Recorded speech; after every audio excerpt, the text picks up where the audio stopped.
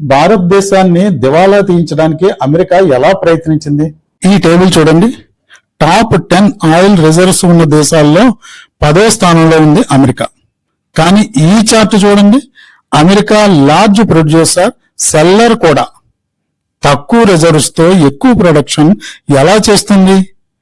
సరిగ్గా అక్కడే మనం అర్థం చేసుకోవాల్సింది. ట్రంప్ అల్లరి కూడా ఇక్కడ నుండే మొదలైంది. భారత్ను రష్యా వద్ద నుండి చమురు తీసుకోవద్దని సూచించడం ప్రారంభించాడు. అలా చేస్తే ఏమవుతుంది? దిగుమతుల భారం పెరిగిపోతుంది. దానికి అనుగుణంగా భారత్కు ఆదేశాలు ఇవ్వటం మొదలుపెట్టాడు. ఈ విధంగా అమెరికా డబ్బు సంపాదించాలనుకుంటుంది. ఇతర దేశాలు డబ్బు కోల్పోయినా సరే తను ఈ విధంగానే సంపాదించాలనుకుంటుంది. ఇలా ఈ చమురు గేమ్ వెనకాల చాలా చాకచక్యంగా డబ్బు సంపాదించే ఆలోచన ఉందని భారత ప్రజలు గ్రహించాలి. భారతదేశం త్వరలో ఎదుర్కోవలసిన చమురు విధానాల వెనుక చిక్కులను ఈ రోజు మనం చర్చిద్దాం. ట్రంప్ భారతదేశానికి ఇచ్చిన సూచనలు పాటించకపోతే ఇప్పుడున్న 25% టారిఫ్లకు బదులుగా పెనాల్టీ మరొక 25% అదనపు సుంకాలతో బెదిరించాడు. చమురును అమెరికా నుంచి కొనమన్నాడు. కాబట్టి ఇప్పుడు భారతదేశం చౌకైన రష్యా చమురును కొనుగోలు చేయడం మానేసి ఖరీదైన అమెరికా చమురును కొనాలి.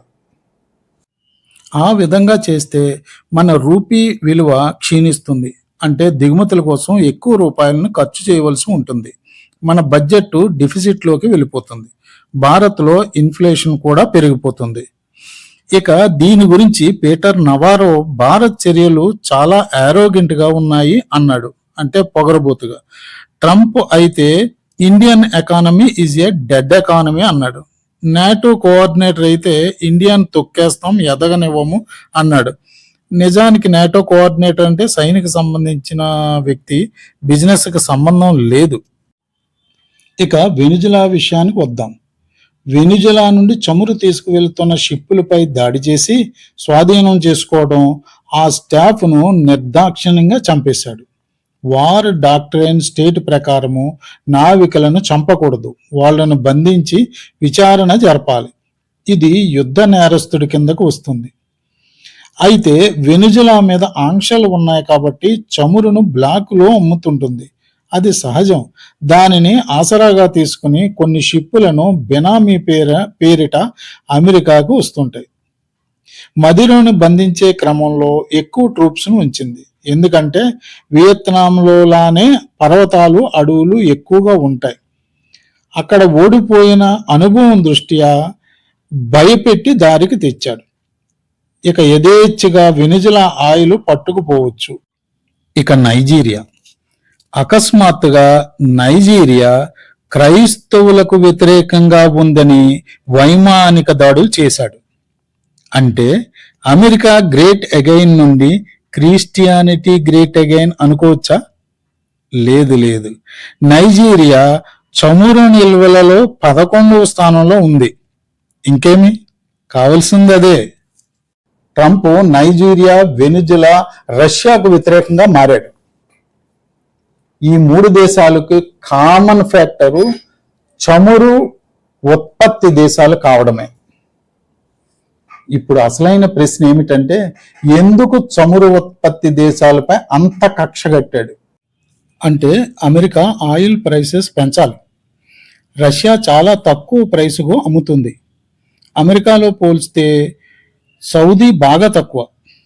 అమెరికా బ్యారెల్కు $45 నుండి $55 ప్రొడక్షన్ కాస్ట్ పడుతుంది. ఇక షిప్పింగ్, ఇన్సూరెన్స్ కలిపితే 60 వరకు ఉంటుంది. అప్పుడు అమెరికా ఆయిల్ ప్రొడ్యూసర్స్ ఇబ్బందుల్లో పడతారు.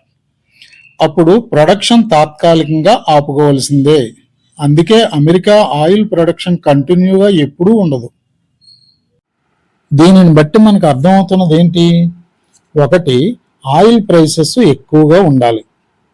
అంటే కాంపిటేటర్స్ తక్కువగా ఉండాలి. ఆయిల్ ఉత్పత్తి చేసేవాళ్ళు తగ్గిపోవాలి. ఆ విధంగా సిస్టమ్ను మార్చుకోవాలి. ఇక థర్డ్ పాయింట్, చార్ట్లో అమెరికా టాప్ 10లో అతి తక్కువ రిజర్వ్స్లో ఉంది. కానీ రెండో చార్ట్లో ప్రపంచంలో కల్లా నంబర్ 1 స్థానంలో ప్రొడక్షన్లో ఉంది. ఎలా? ఆయిల్ వెనిజులా నుండి, నైజీరియా నుండి బెదిరించి తీసుకుంటుంది. అమెరికా తన ఆస్తులను తగ్గించుకోకుండా వీలైనంత చమురు ఉత్పత్తి చేయడానికి, తద్వారా డెఫిసిట్ను తగ్గించుకోవాలని ప్రయత్నిస్తుంది. ఈ విషయంలో పర్యావరణ చట్టాలు నచ్చవు. వీలైనంత ఎక్కువ చమురు ఉత్పత్తి చేయాలనుకుంటుంది.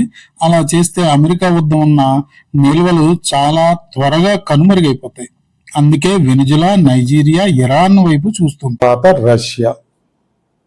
సరిగ్గా ఇక్కడ నుండే భారత్ కథ మొదలవుతుంది. అమెరికా భారతదేశాన్ని కిందకు నెట్టేయాలని చూస్తుంది. భారత్ రష్యా ఆయిల్ను కొనకూడదు. ఖరీదైన అమెరికా చమురును, గ్యాస్ను కొనాలని కోరుకుంటుంది. అమెరికా భారతదేశాన్ని దివాలా తీయించడానికి ఈ మార్గం ఎంచుకుంది. భారత రాజకీయ వ్యవస్థ సంక్లిష్టమైంది. రాష్ట్రానికి భాషలు వేరు, కల్చర్లు వేరు. ప్రాంతీయ నాయకులు కల్చర్లు రంగులు పులుముకుని బలంగా వేయాలనుకుంటారు. ప్రతి 6 నెలలకి ఎక్కడో అక్కడ ఎలక్షన్లు జరుగుతూనే ఉంటాయి. ప్రజలందరూ ప్రభుత్వ తాయిలాల కోసం ఎదురు చూస్తూనే ఉంటారు. కేంద్రానికి లోకల్ లీడర్స్ను సంతృప్తి పరచడానికే టర్మ్ అయిపోతుంది. భారత నాయకత్వం తనను తాను రక్షించుకోవడానికే ఎక్కువ సమయం పట్టేస్తుంది. భయం నీడలో బతుకుతుంది. ప్రతీకారం తీర్చుకోవడం తెలియని రాజకీయ నాయకులు తప్పకుండా డిఫెన్స్లోకి వెళ్ళిపోతారు అనేది ట్రంప్ తన అనుభవంతో కూడిన ఆలోచన. కానీ భారత్ ఇప్పుడు అలా లేదు. సమాధి కడతాం, చందాలివ్వండి అనే నాయకుల్ని గొయ్యి తీసి కప్పేస్తుంది.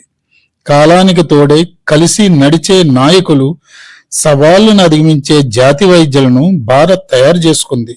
ఈ విధంగా భారత్ను జియో పొలిటికల్ అలైన్మెంట్ నుండి తప్పించాలని చూస్తుంది. మాపై యుద్ధం చేస్తే గల్ఫ్లో మీ స్థావరాలపై దాడులు చేస్తాం, మీకు సపోర్టు చేసే దేశాలపై దాడులు చేస్తాం అని ఇరాన్ క్రిస్టల్ క్లియర్గా చెప్పింది. అటువంటప్పుడు గల్ఫ్ దేశాలకు హై రిస్క్ ఉంటుంది కదా. ఇరాన్పై దాడి చేసినప్పుడు రిస్క్ అసెస్మెంట్ చేయాలిగా. సంవత్సరాల తరబడి బిలియన్ల కొద్దీ రక్షణ ఒప్పందం కింద గల్ఫ్ దేశాల నుండి డాలర్లు తీసుకుంటుంది కదా. మరి ఇప్పుడు ఇరాన్ గల్ఫ్ దేశాల్లో విధ్వంసం సృష్టిస్తుంటే ట్రబుల్ షూట్ చేయాలిగా.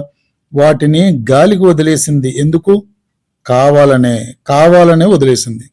గల్ఫ్ ఆయిల్ ప్రొడక్షన్ 1 నెల ఆగితే చాలు, ఆయిల్ ప్రైసెస్ 100 దాటిపోతుంది. అప్పుడు తన వెనిజులా, నైజీరియా నుండి తీసుకున్న ఆయిల్ అమ్మకాల ద్వారా విపరీతంగా సంపాదించవచ్చు. అప్పుడు తన కాంపిటేటర్స్ అందరూ పోటీ నుండి తప్పుకుంటారు. ఈ విధంగా అమెరికా తన నమ్మిన గల్ఫ్ దేశాలను నాశనం కోరుకుంటుంది. యుద్ధం తర్వాత అయినా ఇరాన్ నుండి నజరానాగా చాలా అందుకుంటుంది. అది అలా ఉంచితే ఇప్పటికే 1.5 సంవత్సరాల భారత్ టారిఫ్ విషయంలో వేచి చూసింది.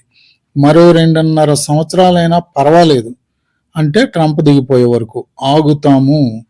ఈ లోపల మీడియా వద్ద మాటలు తగ్గించుకోండి అని అజిత్ దోవల్ అమెరికా గడ్డపై చెప్పి మరీ వచ్చాడు. కాబట్టి ఈ ఆయిల్ గేమ్ వెనుక అమెరికా డబ్బు సంపాదించే కుతంత్రం ఉందని మనం గ్రహించాలి. Modi is my best friend, is great leader, కానీ నన్ను సాటిస్ఫై చేయాలి. ఆయిల్ పోసిన దారిలో తన వద్దకు రమ్మంటున్నాడు ట్రంప్. కానీ మోడీకి తెలుసు ట్రంప్ది ధృతరాష్ట్రుని కౌగిలి అని.